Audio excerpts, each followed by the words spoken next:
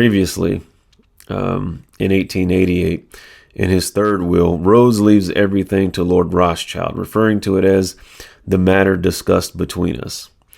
Several of the Rhodes wills refer to secret societies and to Lord Rothschild, but the final will sets out the terms of what's known as the Rhodes Scholarship, administered by Rothschild. The scholarship's aim was to develop future leaders in the Rhodes mold. And so, in 1891, Cecil Rhodes, William Stead, Lord Esher, Rothschild, Salisbury, Rosebery, and Milner drew up a plan for a secret society, the Round Table, that aims to bring all habitable portions of the world under their influence and their control. The very next year, in 1892, Baron Alphonse de Rothschild, New York, for secret talks at the headquarters of Standard Oil, owned by John D. Rockefeller. The Rockefellers later become the controllers of the entire organization and shift the power from a world empire based in Britain to a new world order, as we know it today, ran through Manhattan, with the United Nations as the front organization. David Rockefeller, in Memoirs in 2002, says, "For more than a century, ideological extremists at either end of the political spectrum have seized upon well-publicized incidents such as my encounter with Castro to attack the Rockefeller family for the inordinate influence they claim we wield over American political and economic institutions. Some even believe that we're part of a secret cabal working against the best interest of the United States, characterizing my family and me as internationalists and of conspiring with others around the world to build a more integrated, global, political, and economic structure. One world, if you will. If that's the charge, I stand guilty, and I'm proud of it." Franklin D. Roosevelt, in a letter to Edward Mandell House, November 21st, 1933, says, "The real truth of the matter is, as you and I know, that a financial element in the larger centers has owned the government ever since the days of Andrew Jackson." President Theodore Roosevelt, in Declaration of the Principles of the Progressive Party, 1912, an autobiography, page 578, says, "Behind the ostensible government sits enthroned an invisible government, owing no allegiance and acknowledging no responsibility to the people. To destroy this invisible government, to befoul this unholy alliance between corrupt business and corrupt politics, is the first task of statesmanship." Introduction to the Rockefeller File, 1976, by Gary Allen. He says, "The drive of the Rockefellers and their allies is to create a one-world government combining supercapitalism and communism under the same tent, all under their control." New York City Mayor John F. Hillen in 1922 is quoted as saying, "The real menace of our republic is this invisible government which, like a giant octopus, sprawls its slimy length over city, state, and nation. Like the octopus of real life, it operates under the cover of a self-created screen. At the head of this octopus are the Rockefeller Standard Oil interests and a small group of powerful banking houses, generally referred to as the international bankers. The little coterie of powerful international bankers virtually run the United States government for their own selfish purposes. They practically control both political parties."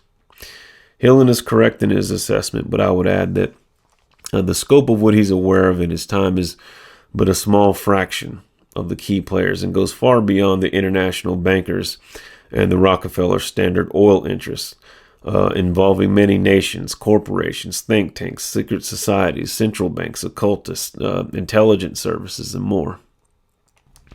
Cecil Rhodes' Round Table led to the founding of the U.S.-based Council on Foreign Relations, or the CFR. For 100 years, the Council on Foreign Relations has been helping America play a vital part on the world stage. The Council has served as an invaluable resource for its members, policymakers, and the public by publishing bold new ideas, providing research and a forum for debate, and proposing policies. CFR has helped navigate the challenges of a changing world ever since it was born out of the ashes of a global conflict. While comprised at the time mostly of white Northeastern men, the Council's mission has endured through a century. The Council also launched a quarterly publication titled Foreign Affairs to produce analysis on important global issues. It quickly became the most influential journal on international relations in America, and soon the world, making its way to the desks of leaders like Vladimir Lenin. Council members produced nearly 700 memoranda, a roadmap for a post-war world order underpinned by American-led international organizations. The actual objective of this highly exclusive club is revealed by the rare admissions of the insiders themselves. In short, they seek total and quiet control of the entire world. And the CFR is their most visible conduit for carrying out that agenda. Ruling Class Journalists, written by Richard Harwood, describes the CFR membership as the ruling establishment in the United States. The Washington Post article boasted that news reporters who are CFR members do not merely analyze and interpret foreign policy for the United States, they help make it. Who are these policymakers? Many of their faces are familiar. NBC's Tom Brokaw, CBS's Dan Rather, ABC's Barbara Walters, Jim Lehrer of PBS, William F. Buckley of National Review, media mogul Rupert Murdoch, owner of the giant multifaceted News Corporation. These media heavyweights, and many others like them, are members of the CFR. Powerful corporations are also invited to become members. At the close of the 20th century, CFR influence presided over far-reaching consolidations of media control. In 1995, CFR members Michael Eisner of Disney and ABC's Thomas Murphy merged their media empires. Soon after the merger, the Disney-ABC empire becomes a CFR corporate member.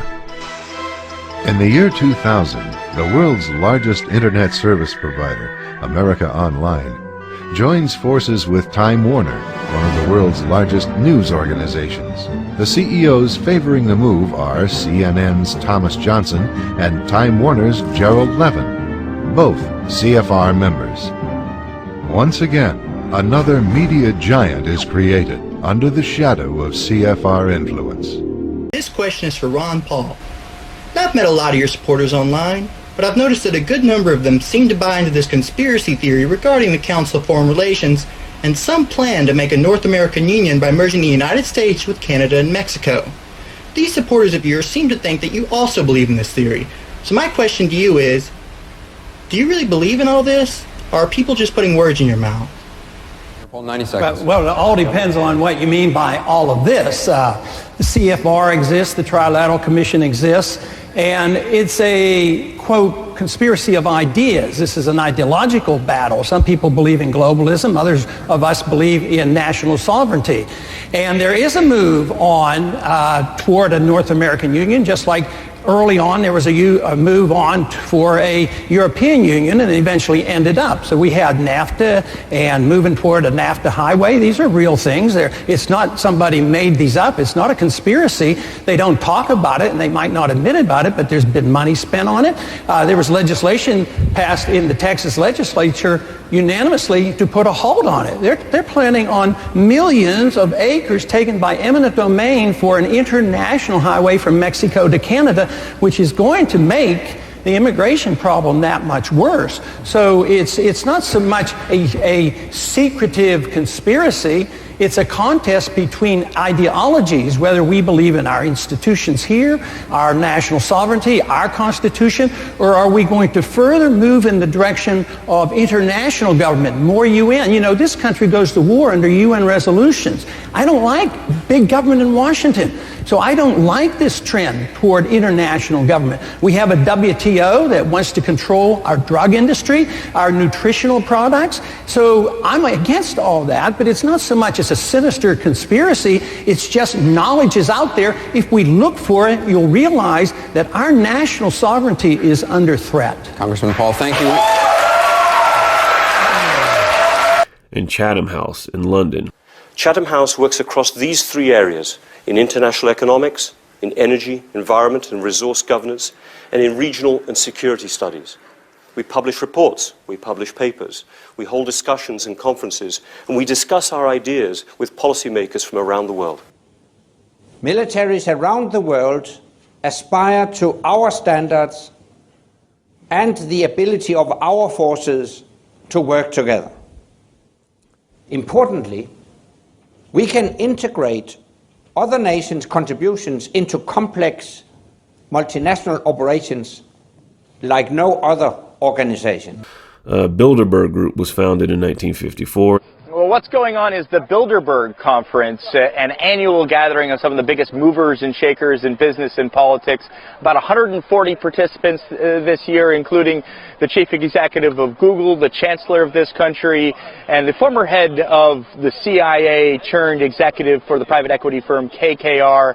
They're here at this event. If you've never heard of the Bilderberg Conference, don't be worried. I've been in the news business for about 2 decades. I'd never heard of it. That's because the organizers don't really want you to know about it. It is very secret, a very guarded affair. Or the Club of Rome in 1968. The Club of Rome is a global network of independent and renowned thinkers. The Club of Rome analyzes today's challenges facing the world, their root causes, and the possible futures in a systematic and holistic manner to set in motion actions that by the middle of the century will ensure a more secure, equitable, and prosperous world. The Trilateral Commission in 1973.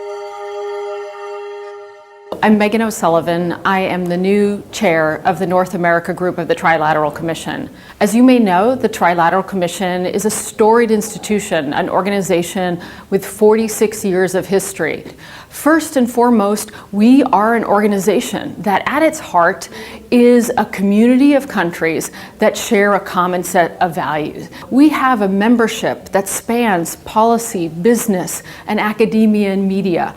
We're an organization of people who have close ties to national governments, and often the ideas that we debate in private inform our own perspectives and inform our discussions and deliberations and conversations with people in positions of power. We no longer live in a world where governments are the only ones that can influence the future. In fact, increasingly, we have to think about other entities as being the real engines of change, and be that corporations or universities or even individuals. And we need to move ahead whether or not we're able to get our governments to agree with our prescriptions and recommendations. Stay up to date with everything Iconic by following us on all of our social media. Don't forget to subscribe to the channel and like our videos. Due to monetization restrictions, you can support us by going to patreon.com/theiconicpodcast and make a monthly pledge. We are happy to announce the launch of the Iconic Label, where you can go to theiconiclabel.com and purchase an ever-expanding line of merchandise and gear. And now, without further ado, enjoy part 2 of Communist Subversion.